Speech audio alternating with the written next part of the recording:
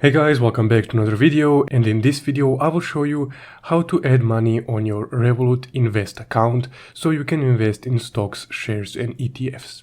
So let's get started. Now first off, once you open up your Revolut app, you will be on your default home screen, which is this one. So from here, to transfer some funds over to your Invest account, just go ahead and open up the Invest tab right here and then just tap on Add Money right here. From there, you'll be able to see if you want to deposit USD or euros. So for this example, because I'm in the EU, I will select euros. Then you would need to input the amount of funds that you would like to transfer.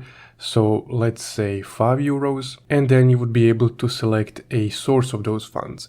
So I have it set as default on my personal euro account, which is on Revolut, but you can also select your US dollar account or even your crypto. So I will leave it at my euro account and then just go ahead and tap on Add Money right here. And there we go. I've just added 5 euros to my Invest account on Revolut.